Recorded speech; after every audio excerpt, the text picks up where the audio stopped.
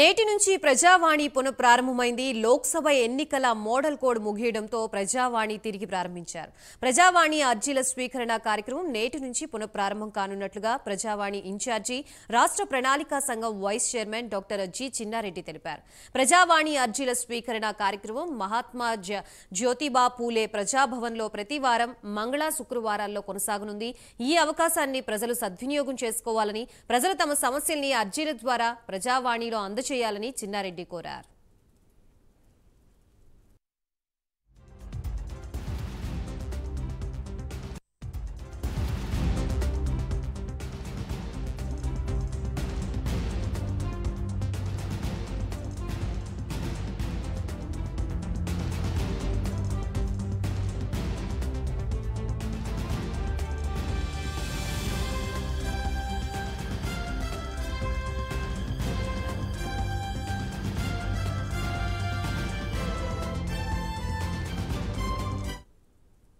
కాంగ్రెస్ ప్రభుత్వం అధికారంలోకి వచ్చినప్పటి నుంచి ప్రజా సమస్యల్ని తెలుసుకునేందుకు సీఎం రేవంత్ రెడ్డి ప్రజావాణి కార్యక్రమాన్ని ప్రతిష్టాత్మకంగా ప్రారంభించారు. ప్రజల నుంచి పెద్ద ఎత్తున ఫిర్యాదులు రావడంతో అధికారులు చర్యలు చేపట్టారు. ఈ రోజు ప్రజావాణిలో ప్రజల నుంచి వచ్చిన దరఖాస్తుల్ని స్వీకరించి, పరిశీలించి పరిష్కరించాలని అధికారులు తెలిపారు. ప్రజావాణిలో వచ్చిన వినతులకు అధిక ప్రాధాన్యతనిచ్చి సత్వర పరిష్కారాలు చూపాలని కలెక్టర్లు అధికారులకు ఆదేశాలు జారీ చేశారు.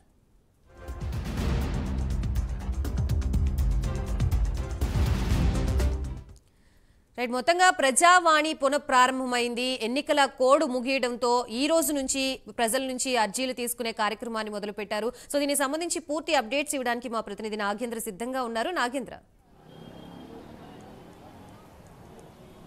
Thank you Gayatri.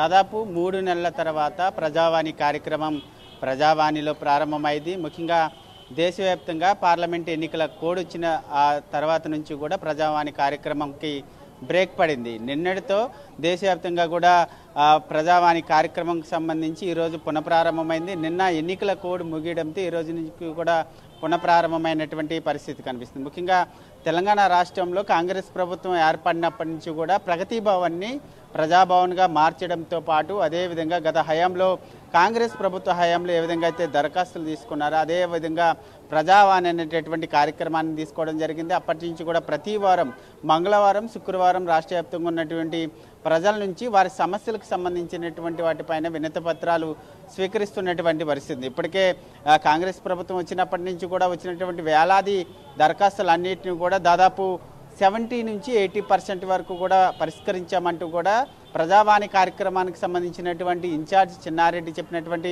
పరిస్థితి అయితే కనిపిస్తుంది.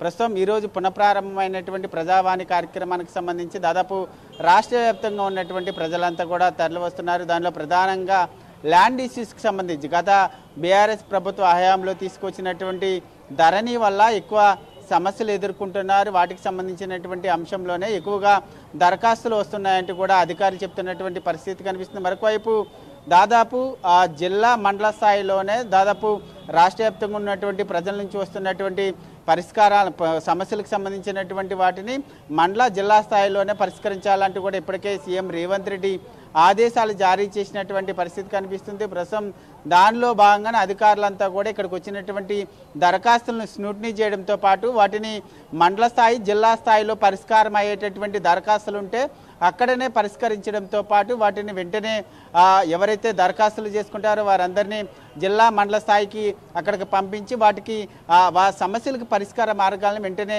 అధికారులు చూపిస్తున్నారంటూ కూడా ఇప్పటికే చిన్నారెడ్డి చెప్తున్నటువంటి పరిస్థితి అయితే కనిపిస్తుంది. ఈరోజు మాత్రం దాదాపు ఒక 200 నుంచి 300 మంది వరకు కూడా ప్రజలు ప్రజావాణి కార్యక్రమానికి రావడం జరిగింది. వారి సమస్యలన్నింటినీ కూడా ఇక్కడ విన్నవించుకుంటూ విజ్ఞప్తులు దరఖాస్తులు ఇచ్చుకుంటున్నటువంటి పరిస్థితి అయితే కనిపిస్తుంది. మొత్తానికి ప్రజావాణి మరోసారి ప్రారంభం అవడంతో రాష్ట్రంలో ఉన్నటువంటి ప్రజలంతా కూడా ఆనందం వ్యక్తం చేస్తున్నారు. ఎందుకంటే గతంలో బీఆర్ఎస్ ప్రభుత్వ హయాంలో మా సమస్యలన్నీ కూడా అట్లానే ఉన్నాయి. ఇప్పుడైనా సరే తెలంగాణ రాష్ట్రంలో కాంగ్రెస్ ప్రభుత్వం వచ్చిన తర్వాత మా సమస్యలను వారు తీసుకుంటున్నారు. ఇప్పుడు కాకపోయినా గత కొన్ని రోజుల తర్వాత అయినా మా సమస్యలు పరిష్కారం అవుతాయి అనేటటువంటి ఆశాభావాన్ని అయితే వారంతా కూడా వ్యక్తం చేస్తున్నటువంటి పరిస్థితి అయితే కనిపిస్తుంది. మొత్తానికి ప్రజాభవన్లో అయితే ప్రజావాణి కార్యక్రమానికి సంబంధించినటువంటి అంశంలో ఇప్పటి వరకు కూడా మంత్రులు అదేవిధంగా కొంతమంది కీలక నేతలు కూడా పాల్గొని ఆ దరఖాస్తులు స్వీకరించినటువంటి పరిస్థితి అయితే కనిపిస్తుంది. మొత్తానికి ప్రజావాణి కార్యక్రమం అయితే ప్రారంభమైందనే చెప్పాలి Gayatri. Right, thank you Nagendra.